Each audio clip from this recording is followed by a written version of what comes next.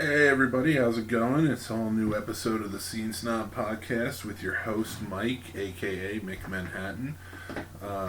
And let's just jump into it. We got a lot going on. Sorry, today was a pretty heavy day for the Snob.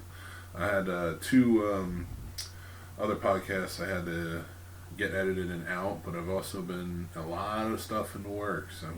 I'm putting together a lot of good interviews that I'm really excited about, and I've been doing a lot of stuff, and just a lot of things coming together. We have some new podcasts coming up. Like I said, have some interviews coming up.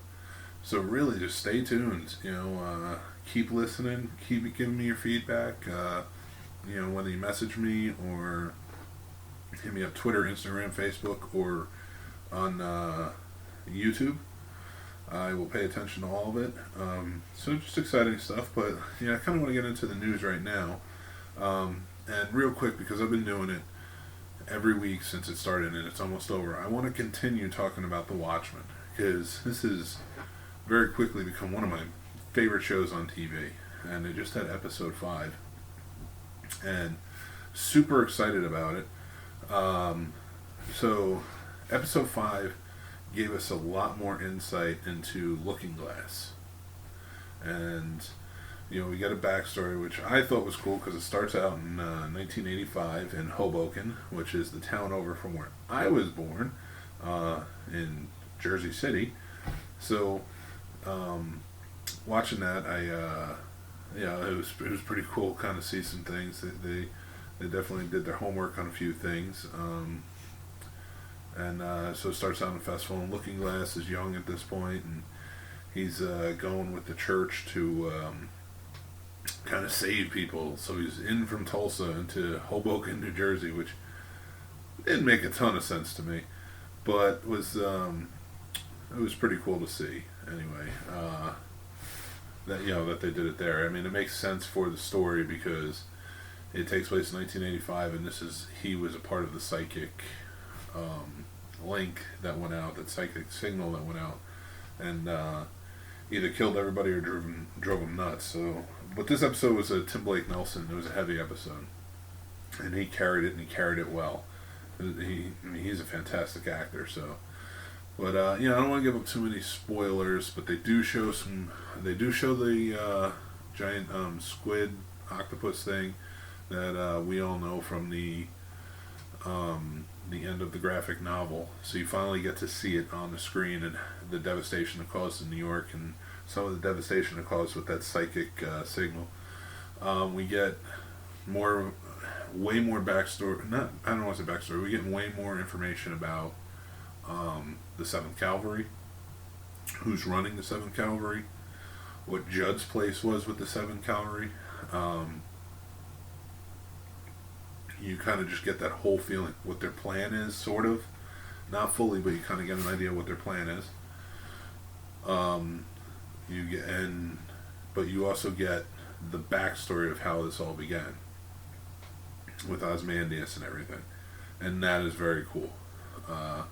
So like I said, I don't want to dwell on it too much, but I really wanted to, because I've kept going, and so far this has probably been my favorite episode. It just keeps getting better and better, in my opinion. It's a very cool story. So, I'm excited, and I look forward to the next episode, too. It seems like we're going to get a lot of backstory, too, on Will, the grandfather character Louis Gossett Jr. plays. So, I definitely can't wait for that one. But, anyway, that's Watchmen. So, if you're not watching, I say check it out. If you don't know much about it, maybe give the graphic novel a read. I think that'll be a big help to understand the characters, but I also don't think you have to appreciate the show. But some other things that have been going on. We got Charlie's Angels had just come out, and I don't want to touch on this too much because I know we're going to talk about this on the Marriage Like That podcast with Mrs. Snob. So I just kind of want to get into it a little bit, just to reference it because it's been in the news.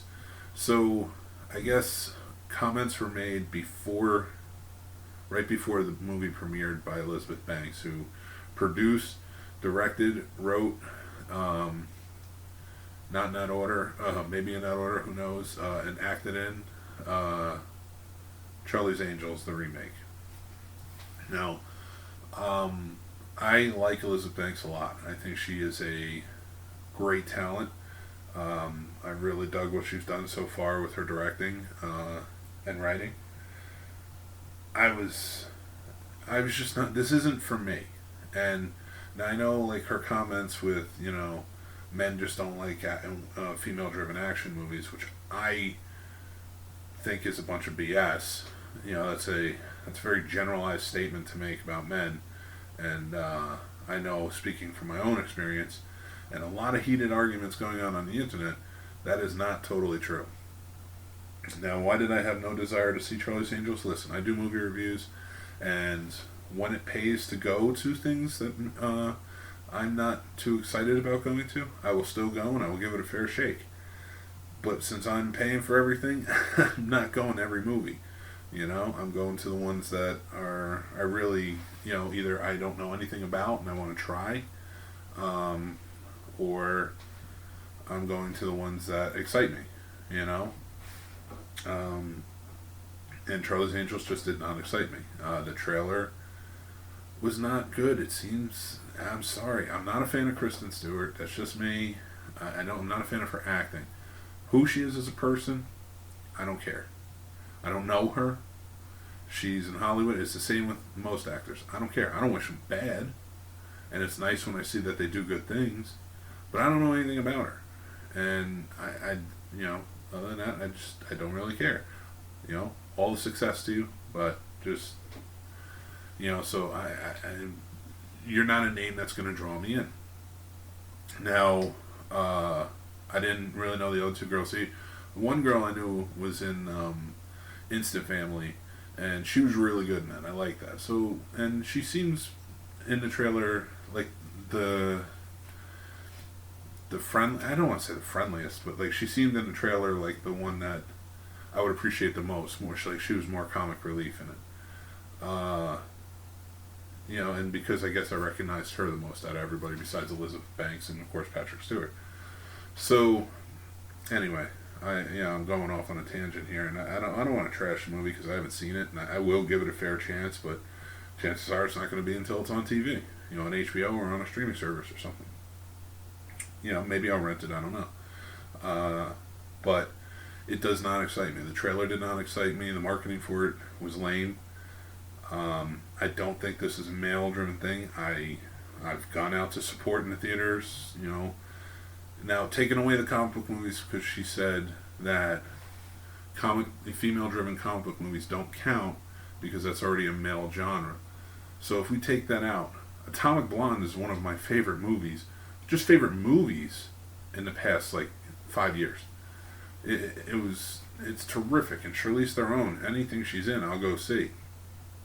Action, drama, whatever. I mean, she's an amazing talent, but I love her in action movies. She was, to me, Mad Max was a female-driven movie. He was just a side character who happened to be there. She led that movie, and the other girls led that movie. And, that was a great action movie. So, I can argue this all day. I can come up with different things, but, I just don't think that's a true or fair statement to say that, men just don't like female-driven action movies. I think we like movies that look good, Yeah, and I just don't, personally to me, is a prejudgment, I know. And again, I will give it a fair try.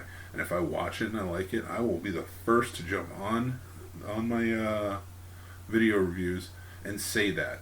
I make that promise now. But I'm not going out of my way to go see it. There's a lot of other things I want to go see. Right now, Jojo Rabbit's out. I haven't seen it yet, and I would much prefer going to see that. That looks like an amazing movie.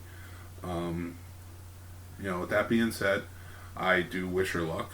Maybe it will come back around in the second weekend. Who knows? Things have happened. But if it doesn't, I'm tired of it being because men didn't go out.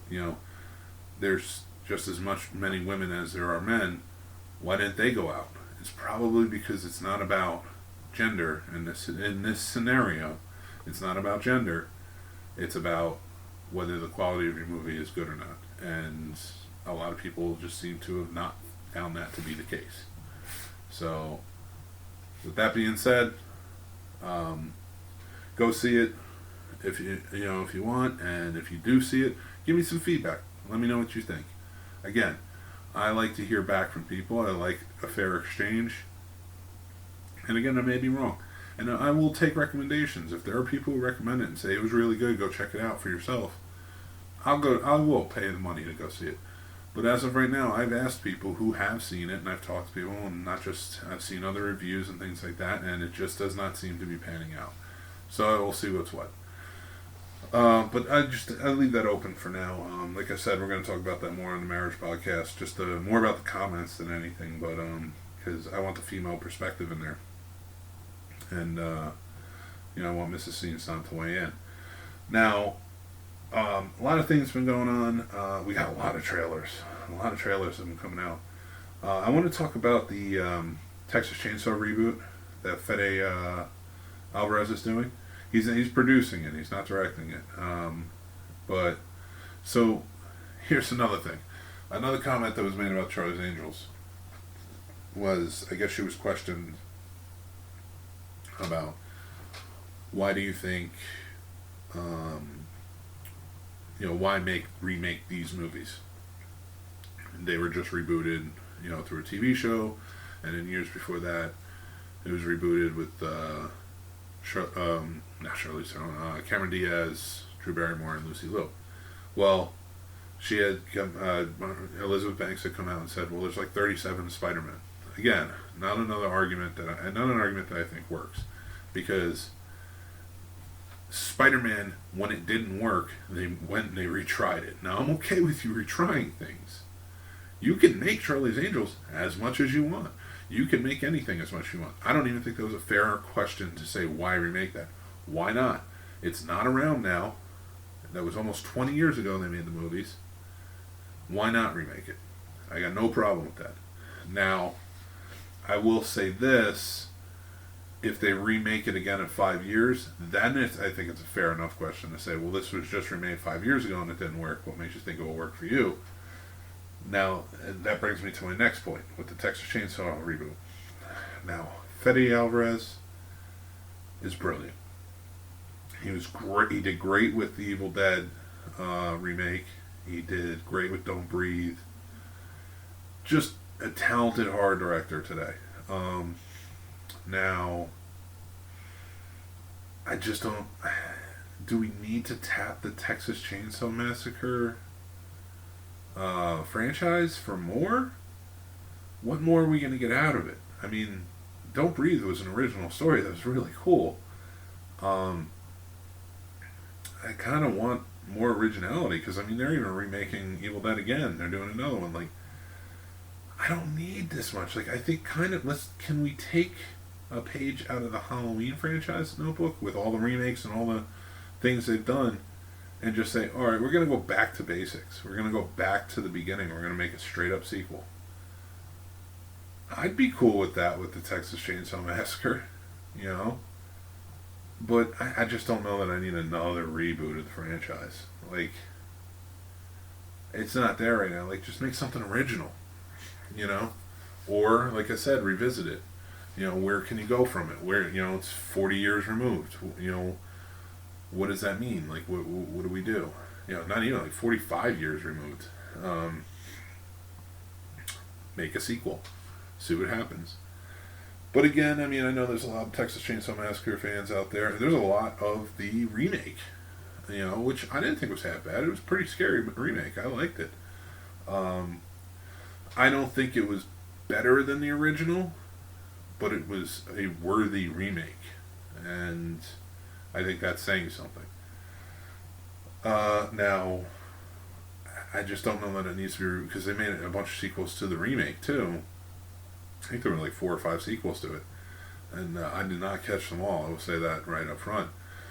I don't know which one had Arlie Ermy in it last. I mean, it had to be a while ago, right? I know I saw that one. And I think that was like the beginning or something like that. But they had Chainsaw, or something like that, recently too. I don't know. I'm going off on a tangent again.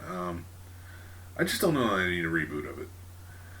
even if it's got a great name, but he's not directing. So, and they just only did was hire a writer. So we'll see what happens. I'll keep my ear to the ground on that one, and see what comes out.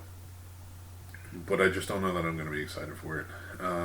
Texas Chainsaw Massacre, at best, is a movie I watch maybe once every 5 years, and that's on. Like, I watched it when Joe Bob did it, definitely, for the Thanksgiving marathon last year. And I just don't feel the need to have to watch it again, that soon. But, that's just me. I just wanted to bring that up, though. He is a talented guy, so I'm anxious to see who he gets to direct it. So from there, let's go to, oh, yes, I can't remember. I can't believe I'm going to start with this. Very exciting news. We have Noah Hawley, who was one of the creators on Fargo and Legion, which were the sci-fi show Legion, and Fargo, of course, is on FX. Both really good shows. If you haven't watched them, I suggest you do that. And so I don't know him well, but I know those shows. And he has been tapped to come in and write and direct the fourth Star Wars movie. I'm an idiot. I'm sorry. Please go ahead and yell at me up for that one. I deserve it. But he is tapped to come out and direct the fourth Star Trek movie. And I am excited for it. We don't know much right now, just this. The only other thing is that more than likely Chris Pine is coming back to play Kirk, which I am on board with. Get everybody back. They're fantastic talent. They were great as the characters. I don't care what anybody says. Beyond is my favorite out of all of them, and I like all three. Now I like that there's some new blood coming in to do a new movie, and I hope he does it with the same actors because it'll be worth it in my opinion. But Beyond was definitely my favorite of all of them. It seems the most Star Trek-like, in a sense, like it's just an outside adventure. They're off doing their thing, and I just really dug it. So, at the end of that movie, we got the NCC 1701A. So we got some more adventures in us. Now, I know they were talking for a while there about Tarantino doing something with Star Trek, but who knows? We'll see what happens there. But right now, I'm just excited to get a fourth one. Just give me more. I think this franchise deserves more. I think you have a great cast there. With, rest in peace, Anton Yelchin, amazing talent, gone way too soon. He will be missed when they do this, but keep going. It's fantastic. I don't want to see it go anywhere. Now, with that being said, so I'm excited about that, but now we can get into Star Wars. Star Wars has a new poster out if anybody hasn't checked it out yet. It's, I don't know, it's kind of a goofy poster in my opinion. It's got a bunch of Star Destroyers coming from the top, pointing down, and then one X-Wing pointing towards them, kind of in their way. And it's I want to say it's kind of reminiscent of, now I'm sorry if I butcher this, but I think it's Tiananmen Square, where the gentleman, the protester, stood in front of the line of tanks. If I got that wrong, I'm sorry. I don't have it up in front of me, but it just kind of reminds me of that. Just a single X-Wing standing in front of, looks like 30 or 40 Star Destroyers. It gets the point across, but isn't the First Order supposed to be the weaker of the two? They have less because they were the ones in hiding? Now, that's just me. I'm not sure. But I thought that was the case. I thought they were, kind of the underdogs in it, but they were gaining force, and because they had Kylo, they were more powerful. And the because the Resistance was kind of, not underground, but the Resistance was kind of in a hiding base too. So, yeah, all right. I mean, the Rebels, the Resistance now, they're always supposed to be the underdogs fighting their way out. So I'm not gonna dwell on that. I'm not gonna pick it apart. But regardless, I think that's the poster was just kind of like it didn't really do much for me. It was a cool design. It looks cool, but I just just the colors they used and everything else. But like I don't. It didn't really do anything for me. So, but I do want to hear again. I want to hear your point of view on that. Let me know. So, one thing I want to touch down on is I'm going to be doing a bigger episode about this, but the Crisis on Infinite Earths storyline is coming up in, they're building into it right now in the DC TV world. And, get excited. They got a lot of stuff going on. I mean, they have tons of, they even have Tom Ellis coming from Lucifer, and he's going to be in it, which I think is fantastic because that's such for a layman TV fan, not a comic book fan, they don't understand that his Lucifer is Lucifer in the DC world. So, and that this all coexists, and so it is cool that they got him, so that way people who watch are just like, oh wow, okay, that's awesome, that makes sense. So, but a few pictures came out, and they had talked about Kevin Conroy coming back and playing Bruce Wayne. So, getting excited about that. Right now, it's they don't have a Batman. I know they're going to make Michael Keaton a part of the canon in this. He's just going to be like a newspaper clipping with his picture on it, saying he married Selena Kyle. I don't know, it'd be cool if they did get him back, though. That would be awesome. Do Batman Beyond on there. Just set that up. Why not, right? But anyway, so they set up some pictures, and it looks like Kevin Conroy is going to play Bruce Wayne, but he's going to play Bruce Wayne from Kingdom Come, who has like that shoulder harness on and like he's kind of beat up after years of doing this, but he still rolls out as Batman, which is cool because they had Brandon Routh playing Kingdom Come Superman in it, and his costume looks badass. He's got the black and red emblem on his chest from Kingdom Come, so I'm excited about that. And the main Superman on this show is played by Tyler Hoechlin, but I guess they're gonna have Brandon Routh play Kingdom Come Superman, and they're gonna have Tom Welling coming back as Clark Kent. I don't think he's donning the suit, but he is coming back. So, but just to kind of touch down on that, so now we know we're going to have a Kingdom Come Bruce Wayne and a Kingdom Come Clark Kent Superman. That's awesome. That's amazing. I cannot wait for that. I hope we get them together, talking to each other, because what that essentially tells me is that in a weird way, Batman the Animated Series and Bruce Wayne and Christopher Reeves Superman are in the same world, sort of. If you kind of think outside the box a little bit, and I kind of hope they play it off in that sense, because this is Kevin Conroy. He was Bruce Wayne Batman from the animated series, and then you have Brandon Routh picked up the mantle from Christopher Reeves. He was the one that they got to play him. That movie, Superman Returns, is congruent in line with in line with the Christopher Reeve Superman movies. So super exciting. It kind of matches up, and I dig it. I really do. I'm very excited about it. Like I said, I want to do. They start in December, and I'm gonna do watches. I think I'm gonna do video reviews of each one. Then they finish off the last 2 episodes or something like that in January, and I'm gonna do video reviews for them.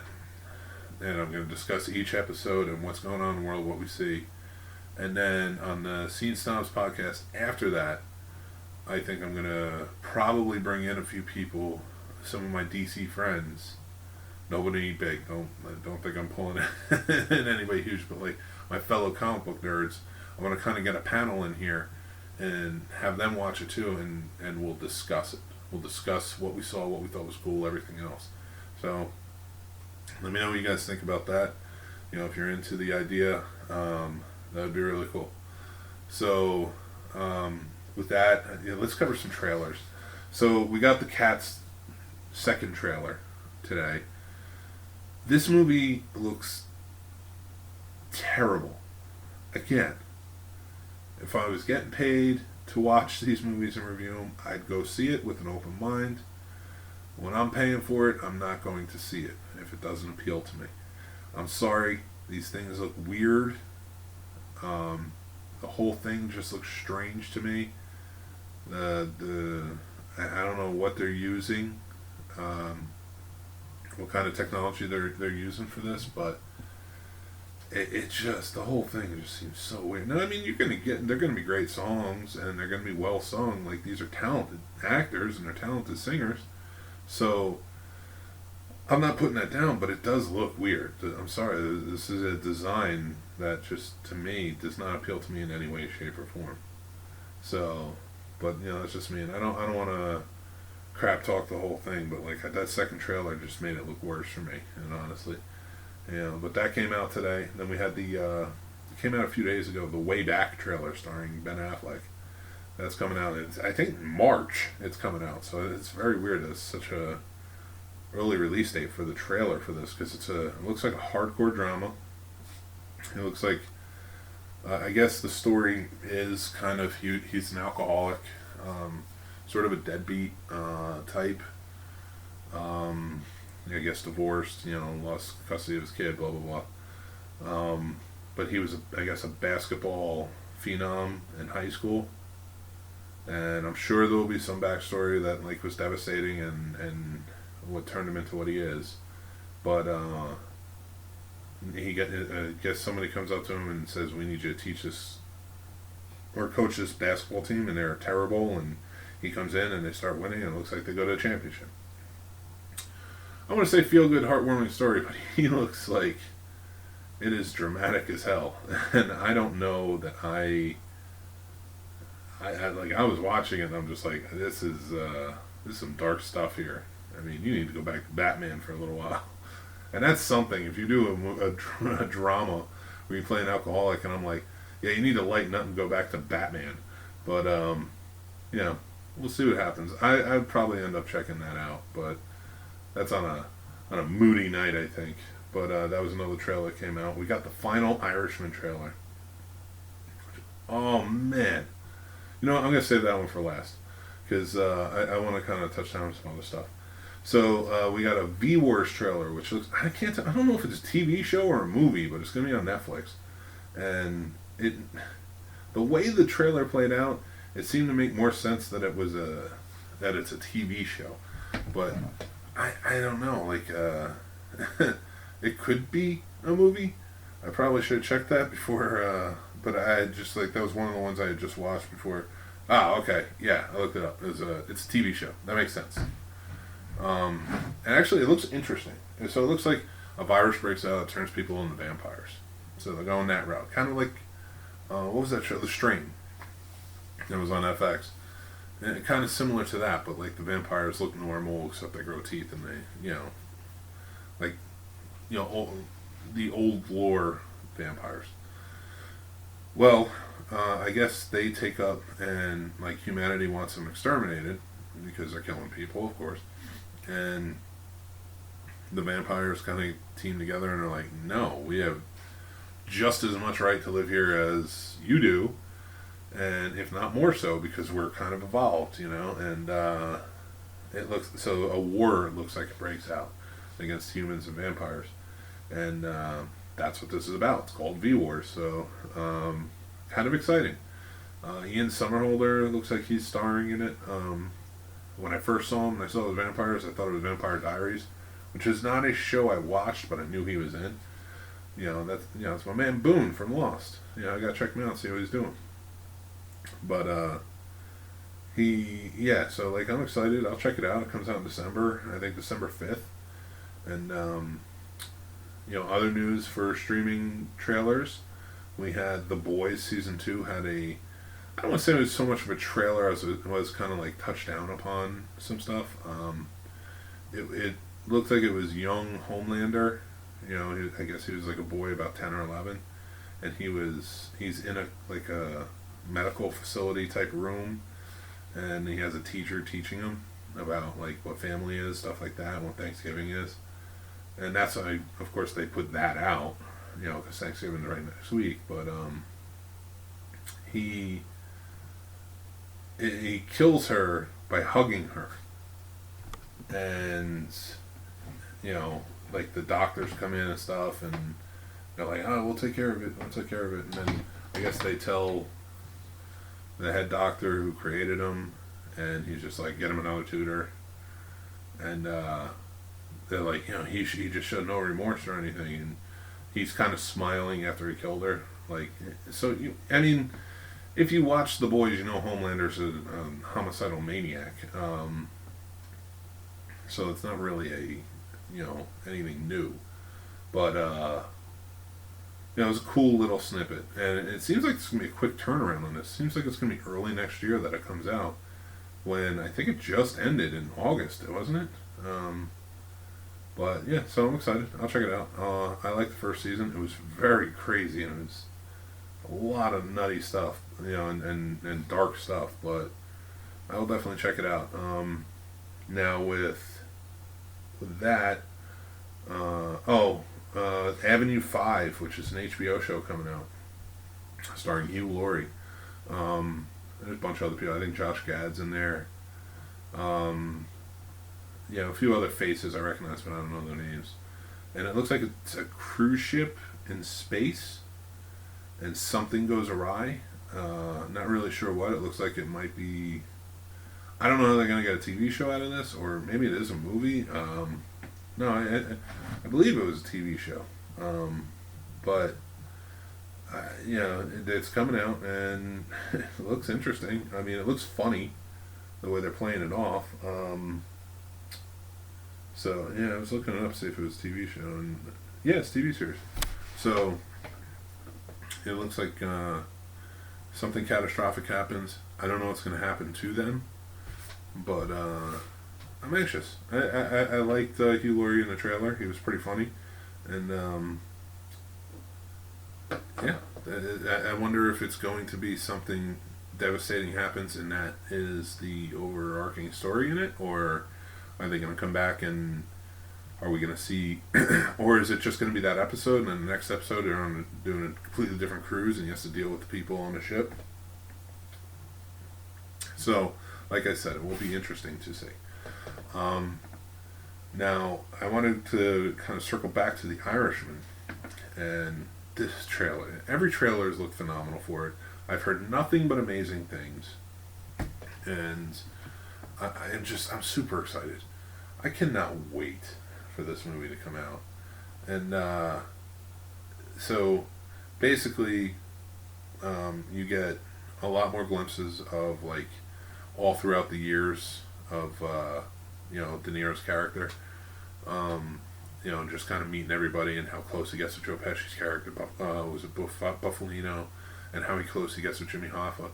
But at the end, they kind of give you the hint of, they're telling like Hoffa, like, oh no, we'll come back, get your car, hop in, we're gonna take a ride, and it's crazy to me, like that, because that's it, that's the ride, that's got to be the last ride that they're referencing, and you have De Niro's character in there, the hitman, just kind of like, yeah, come on, get in, like, it's gonna happen.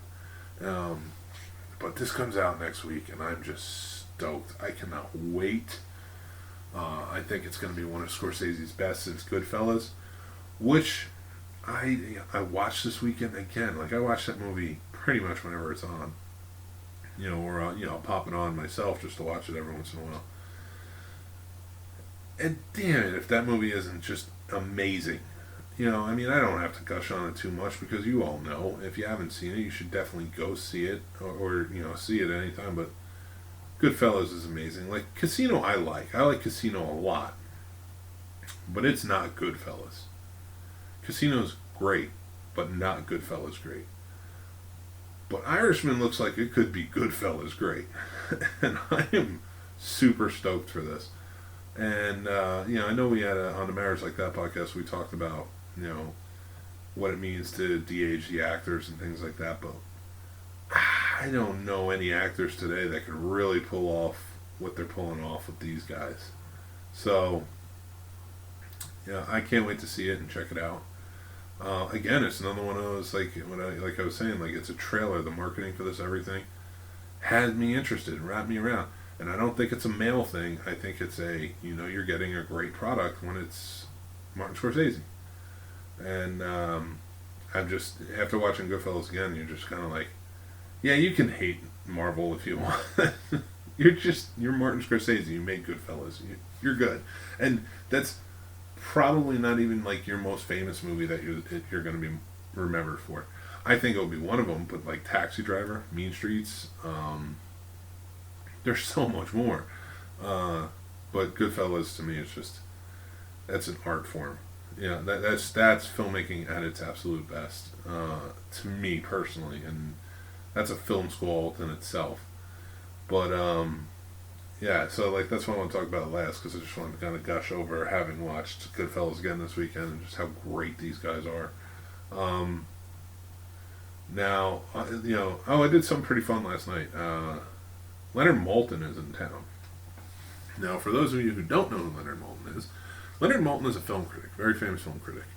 He's been around 40, 45 years before me, but I remember him mostly from, his books, his movie guides, and I learned this last night. He's done his Leonard Maltin's movie guide for 45 years. Up until like 2016, I think was the last time he did one. It was 2015, 2016. And now he kind of just adds to that, and that's it. But I don't blame the guy for retiring. He's done so much. But like what I really remember him from was Entertainment Tonight. Again, and for people who don't know what Entertainment Tonight is, you should, because it's still on the air, but it was an entertainment show that just kind of interviewed and talked to different people, celebrities, stuff like that, and kind of gave normal, everyday people who watched it an inside look at the film and television industry. Well, Leonard Maltin was their resident movie reviewer, and he did that for like 30 years. He started in 1982, the year I was born, and I think he went to like 2012. So it was a long run, and he was always there to kind of let you know what he thought of every movie. And I didn't always agree with everything he said. I mean, there's a lot of movies he didn't really like that I love. But I think the thing that I always respected about Leonard Maltin, well, real quick, like I watched Entertainment Tonight with my grandmother. She watched that show every night. She would watch Jeopardy, which up in Jersey started at 7. And then Wheel of Fortune was on at 7:30. And she didn't care much for Wheel of Fortune. So she would watch Jeopardy, then flip it over to CBS, and we'd watch Entertainment Tonight. I liked Entertainment Tonight because I liked movies and stuff like that. And I just kind of wanted to see what it was like inside. Like, I liked filmmaking. So she knew I liked it, so she'd call me in. And we'd watch it. And we'd have a good time. And she liked Leonard Maltin a lot. She really enjoyed him. She trusted his movie reviews on what to go see and whatnot. And I just always kind of appreciated that. She always liked, and I like him for the same reason. He seemed like a film critic that wasn't turning up his nose at movies. He was a genuine fan of movies. He was a movie geek. And for a movie geek like myself, that's high praise of respect. Like, you're the guy. You're a movie critic who does it. Now, I'm a movie critic in a sea of movie critics. Everybody's a movie critic. Everybody writes a review. Everybody does a review show on YouTube. Everybody's a movie critic, and everybody voices their opinion with social media and everything else today. So I try to bring the excitement I have to it. But I've always respected him, like, because he was a movie critic, not in a sea of movie critics, but in sort of a club. And, like, to me, Siskel and Ebert, they were snobs, man, which I realize is ironic because I'm the scene snob, but they, like, it seemed like they hated everything, especially horror, anything like that. And then we had another guy up in New York, Gene Shalit. He's kind of a quirky dude, but he seems like he could be kind of a snob about things too, and a lot of it just was like, you didn't feel like, for a movie geek like me, you didn't feel like you were getting, like, now I can look at other video reviews and I feel like they're my peers. I feel like these are guys who get it, and guys and girls, I shouldn't say guys, but both, that get it, and it's exciting for them, and they're movie geeks too. It seems like all the critics today are movie geeks too, which is awesome. Back then it did not seem like that, but Leonard Maltin did seem like that, and so I always liked that. I always liked watching his reviews, and my grandmother did too. I think we went to go see Prince of Thieves in theaters because she appreciated his review of it or something like that. If I'm remembering that correctly. I'm not 100% sure. I'm not trying to share a story that's like, oh, it connects me with Leonard Maltin. No, it doesn't. Like, I kind of remember that. That's because when she didn't like going to theaters, so, but she knew I did. So, like, when she heard a movie was good, she would go see it. But I think if I'm remembering that correctly, that's why we went. Well, anyway, he was in town with the Alamo Drafthouse and the Alamo Film Club, which is awesome. I mean, in the past month, I've met Joe Bob Briggs, Matthew Modine, and Leonard Maltin. And these are guys I want to meet. Like, you can bring, the big-time actors or whatever. I don't want to say big-time actors, but, like, I don't want to demean anybody else that I did meet, or that they did bring, but, you can bring, like, big celebrity names, and there's, like, probably quite a few I don't really care to meet. But, like, they brought 3 interesting guys that I wanted to meet, and I have a feeling that will keep continuing. And it was really cool to meet Leonard Maltin last night. I was supposed to go tonight. It was a 2-night event. Last night was like an evening with Leonard Maltin and his daughter. Now, they have a podcast. I have not listened to their podcast yet. I am excited to. I'm going to check it out. I want to hear what he has to say about a lot of things. Especially in a more intimate setting like a podcast, so I will check that out. I think it's Maltin on Movies, and it's he and his daughter. So I am excited to check that out. But I don't want to talk to it because I have not listened to it yet. But with that, I got to meet the guy. I got to tell him, like, listen, I used to watch this. This is something, a memory I have that I shared with my grandma, and you were part of that memory. Now, I didn't say it, but, like, my grandmother was, like, number one to me. My grandmother helped raise me, was there for me for everything, and, I was, like, probably the closest to her in my family. So, remembering this and meeting him and being like, my grandmother really liked you, and blah, blah, blah, and he was very sweet and cordial about it and welcoming. He was like, that's a really nice story, blah, blah, blah. And it was just really cool.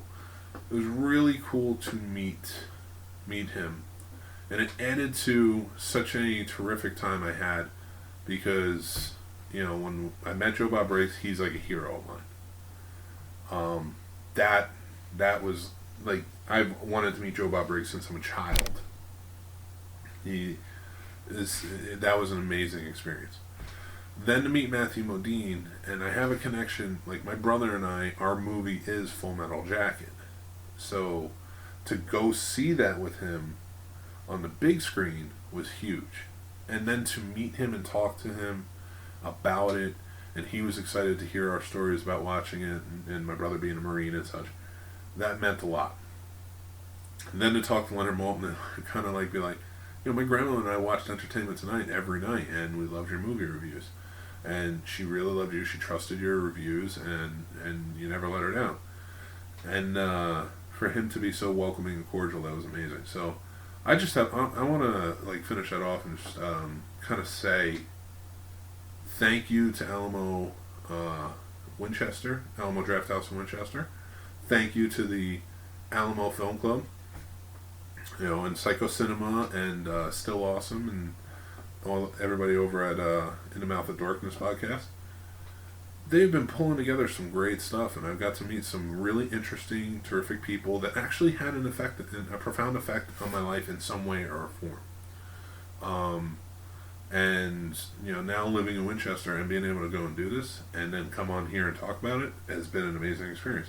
So I wanted to say that, and I wanted to say a thank you to them, because if they do listen, I think some of them do.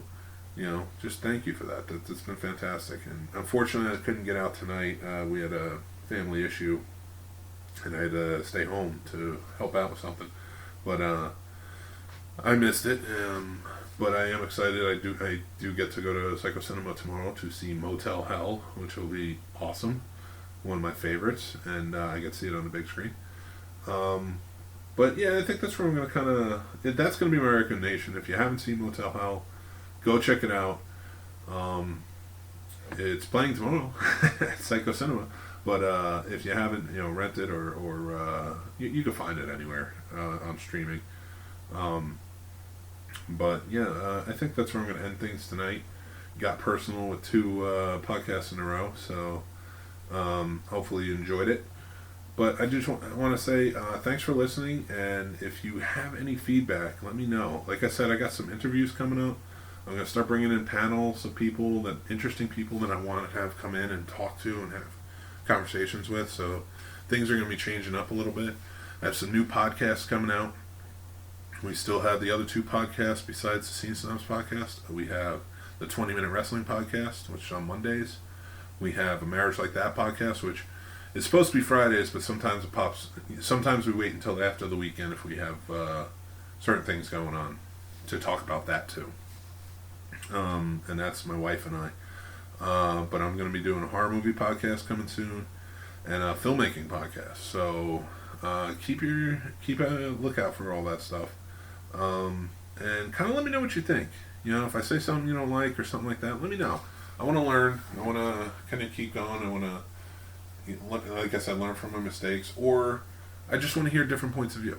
I may change my mind, I may not, but at least I kind of see where everybody else is coming from. So leave comments, message me, whatever else. And you can follow me on Instagram and Twitter at The Scene Snob. You can